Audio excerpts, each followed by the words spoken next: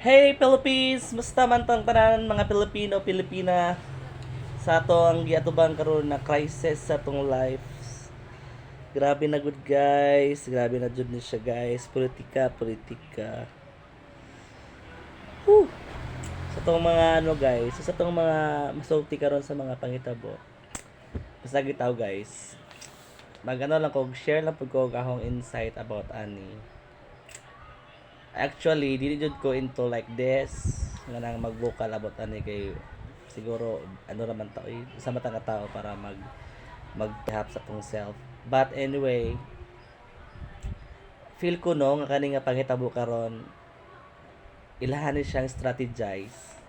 Strategize sa mga administration nga naggunit nato karon para magstay pa sila longer sa ilang posisyon mo nang sa atong mga gipangbuhat karon sa atong mga na-feel karon despite sa atong mga nabalaan or nadunggan o na-feel karon sa atong palibot magiging mindful ta guys, mindful ta sa atong ginabuhat kay wata kabalo nga dako po ni siya impact para sa ilaha.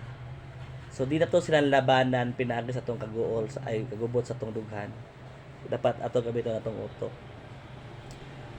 Kung hawd sila, dapat mas hawd pod ang Pilipino. Hawd po tong especially sa mga antay sa mga taong mga nagadrag sa atong Pilipinas nga naghatag og guba sa atong image sa Pilipino, which is now grabe na jud actually luoy jud bitaw atong nakita man nato talaga to, luoy kayo jud especially si Tatay Digong. Actually ginamin ako si PRRD sa karon na video kay grabe pod baya pod no, grabe yung way sa ilahang pag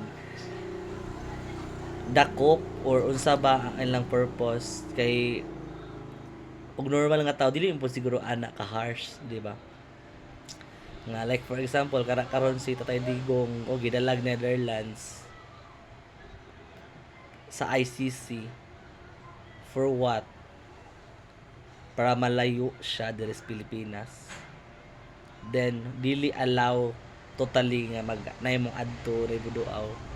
Labo pa man no siya ganang may sakit no, kanang nga na HIV ba kay murag dili pa duulan kay mahawa, diba? Which is lain kayo ilang intensyon, ilan ang gituyo para ang mga tao especially sa naglab ni Tatay Digong magkagubot, mag-file og anything against government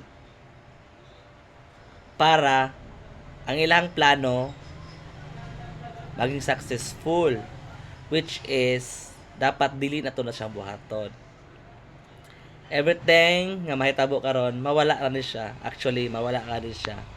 Di lang nato ipagi sa atong dughan nga gipang uros-uros nga gipang bati karon nga kailangan nato mag-rally, mag people's power, nga magkagubot ang Pilipinas. No, we don't need to do that kay ang atong ginabuhat nga kuan is their happiness, because ang ilang plano magiging tinuod or magiging ano lang plano murag magiging tawa na oy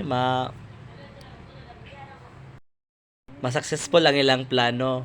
So kita magiging mindful ta ha, dili ta magpatakataka buhat sa atong mga dapat buhaton despite sa atong kasuko, magiging relax lang ta, i-pray lang na to everything nga ma-okay ra siya og magiging ma-solve lang siya in the nearest future. Kaya lagi na siya, I know and we know the capabilities of our president, ex-president Duterte, how intelligent he is. Unsa siya kabutan, ug daghan nga tao pod nga nagadbuhat na og proper way para lang ma-save siya or ma-solve ni siya nga problem nga malikay pod si Duterte. Sa iyang edad karon is 79 if not mistaken. Di na kailangan ana mag-suffer oy. Tapos dako naman siya nabuhat before. And why should the administration now nganong gibuhat nila ni for what purposes? To ano, para mag-revenge for everything. Naging thankful na lang sila oy kay daghan siyang nabuhat sa iyang plano during siyang term. Dapat ka na si Marcos, piste na siyang pagka Marcos na siya. During election wala na jud ko ganahan niya, and finally even now wa jud ko ganahin labi na karon siyang gibuhat. Piste jud siya guys. Munang mindful lang ta mga guys, love love love lang. Mausob lang tanan dili ta magubot nga para dili sila mag-successful silang plano. Mga pistis lang bullshit. Bye mo ay.